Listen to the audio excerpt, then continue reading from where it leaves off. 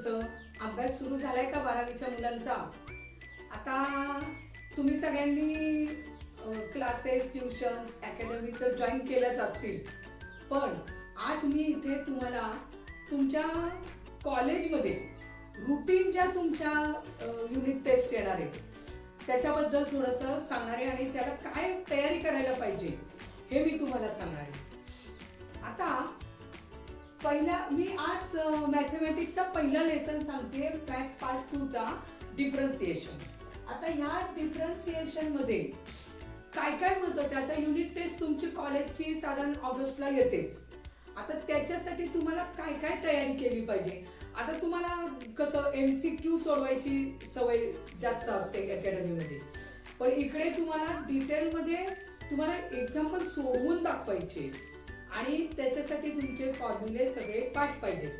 पण मी परत एकदा म्हणजे आता हे पहिलंच लेक्चर आहे, पण मी परत हेच सांगणार आहे नेहमीच की तुम्ही कधीच फॉर्म्युले पाठ करायला जाऊ नका.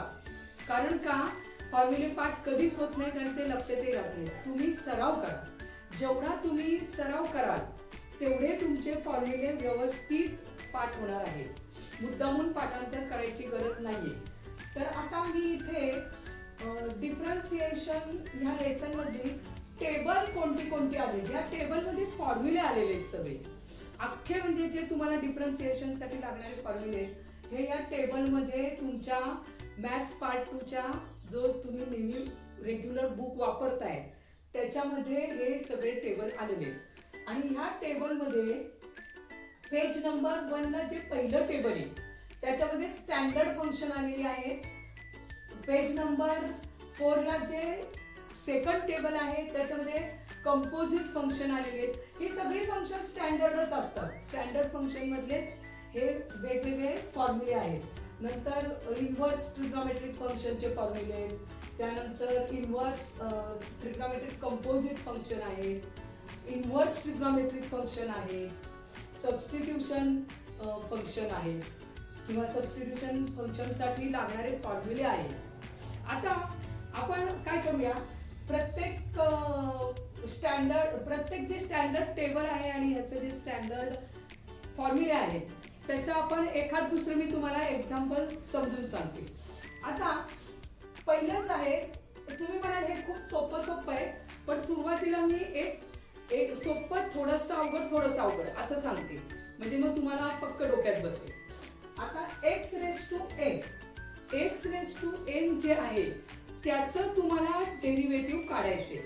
तर ह्याचं डेरिव्हेटिव्ह काढताना काय करायचं, ह्याचं फॉर्म्युला काय आहे, x raise to n minus 1.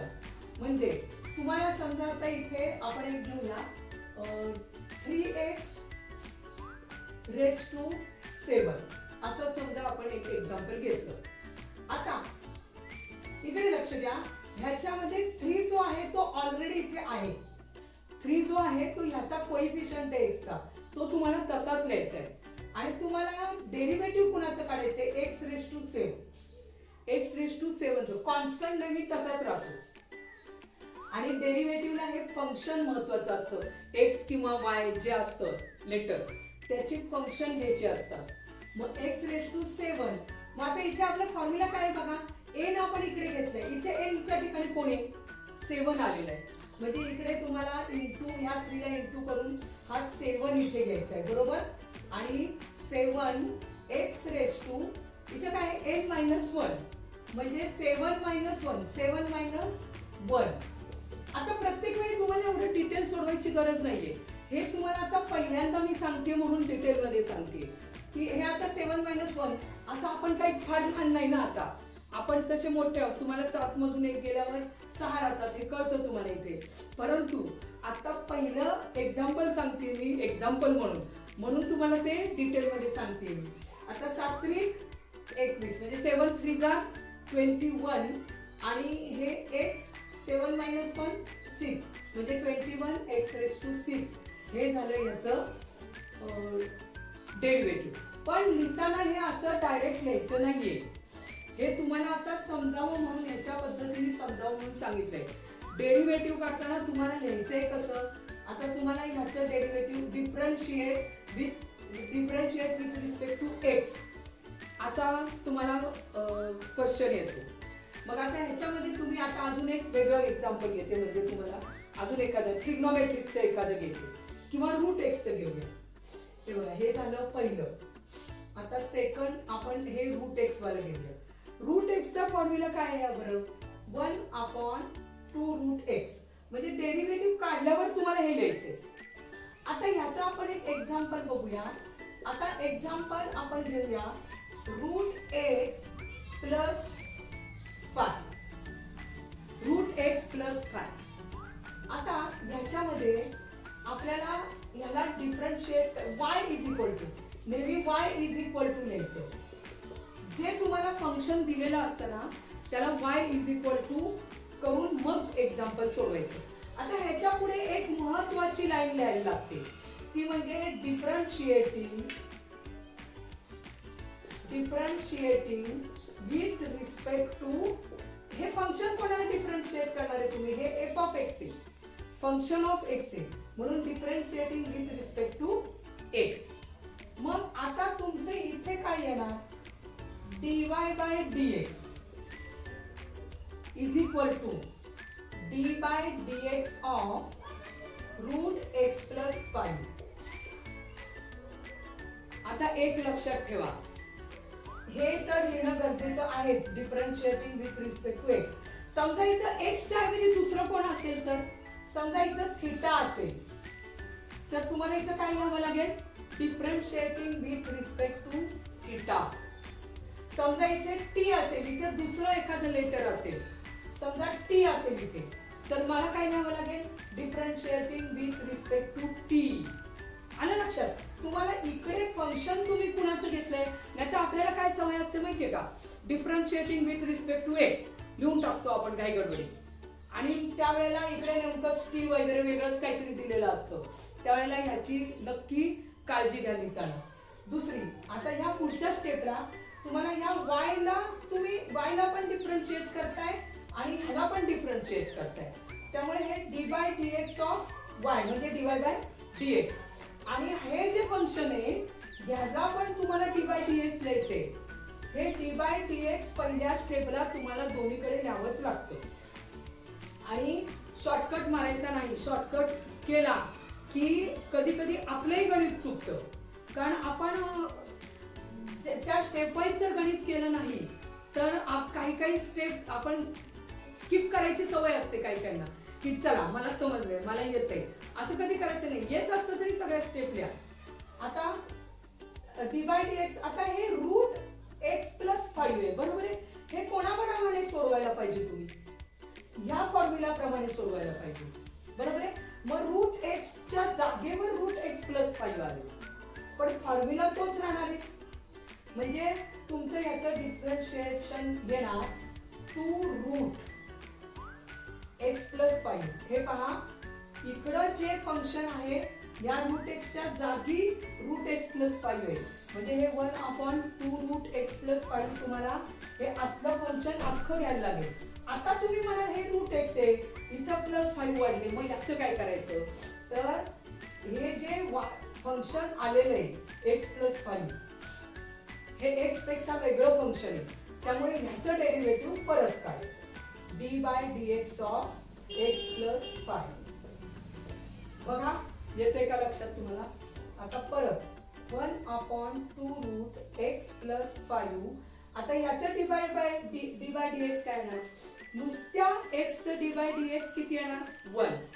नुसत्या एक्सचं डी बाय डी एक्स 1.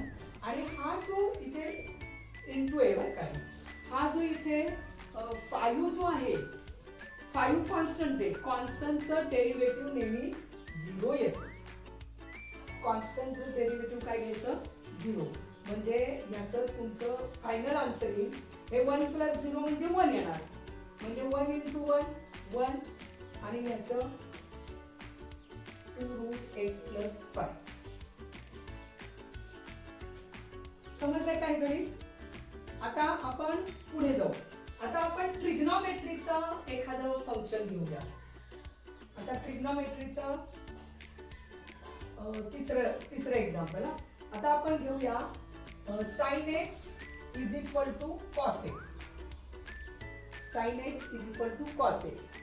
आता आपण एक्झाम्पल घेऊया. y इज इक्वल टू तुम्हाला असं दिले sign 8x. Sign 8x. Sign 8x दिलेलं आहे तुम्हाला. हा, आता तुम्हाला हे टेबलचा जर स्क्रीनशॉट घ्यायचा असेल, हे महत्त्वाचे टेबल आहेत, त्याचा स्क्रीनशॉट घ्या. मी तुम्हाला एकाच मिनिटात देते स्क्रीनशॉट घ्यायला.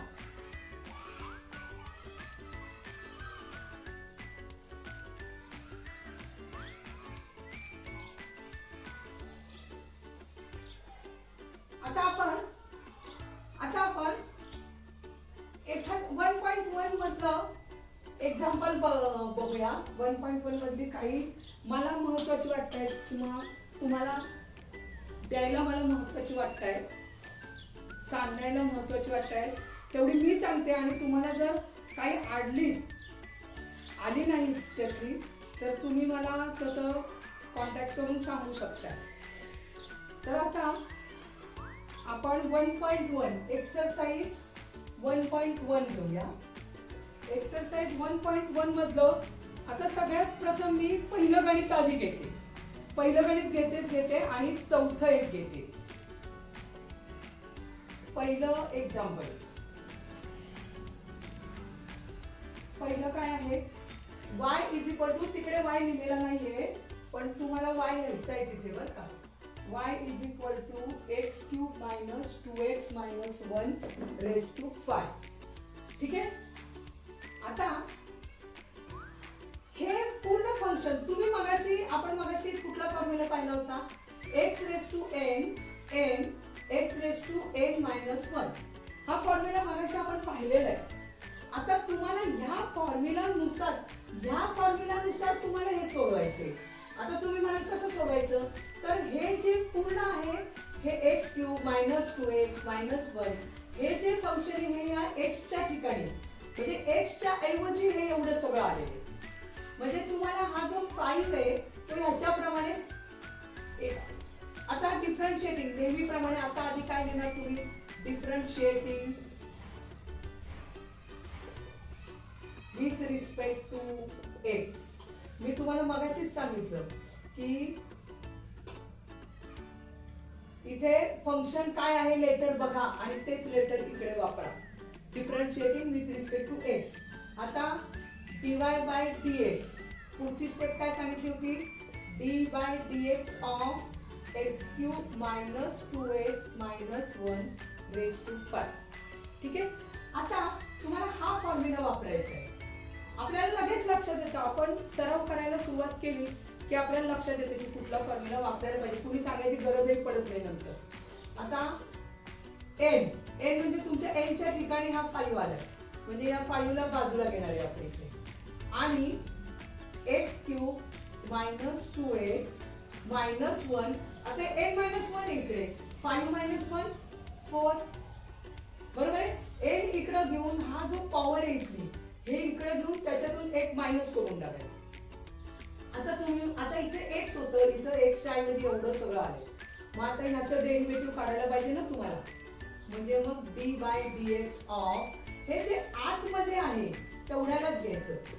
म्हणजे त्या एक्सच्या ऐवजी याच्या ऐवजी जे आलेलं इकडं फक्त त्याचंच डेरिव्हेटिव्ह घ्यायचं. आता हे आहे तसंच लिहिणार आहे तुम्ही. X cube minus 2x minus 1 raise to 5. D by dx ह्याचं काढा. आता ह्याचं डी बाय dx काढताना हे एक्स क्यूब म्हणजे परत एक्स रेज टू n आलं. बरोबर आहे. म्हणजे ह्याचं डेरिव्हेटिव्ह काय येईल? 3x square. बरोबर आहे. आता मायनस, आता हे 2x चं डेरिव्हेटिव्ह एक्सचं 1 येणार, त्यामुळे हा मायनस 2 तसाच राहणार. आणि हा मायनस 1 चं डेरिव्हेटिव्ह 0 येणार.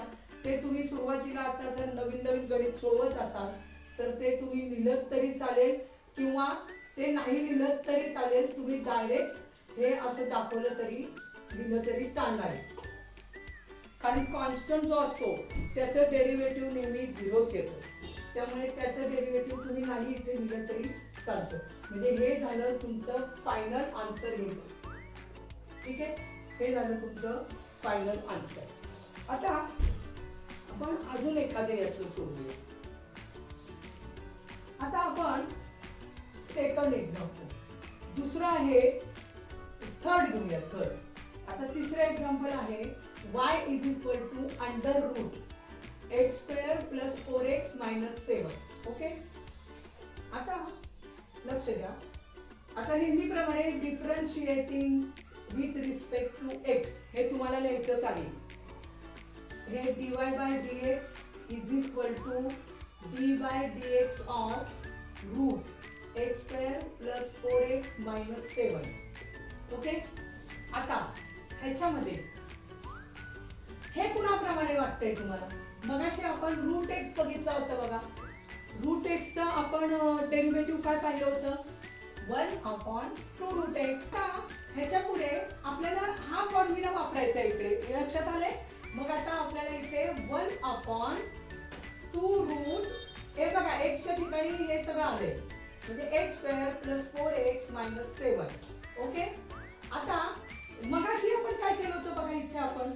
इथे आपण आधी फंक्शन जे सिंगल फंक्शन होतं त्याचा आपण आधी नेहमीप्रमाणे फॉर्म्युलाप्रमाणे डेरिव्हेटिव्ह काढले, पण आतमध्ये जे नवीन फंक्शन आलेलं आहे त्याचं परत डेरिव्हेटिव्ह काढलं. बरोबर आहे?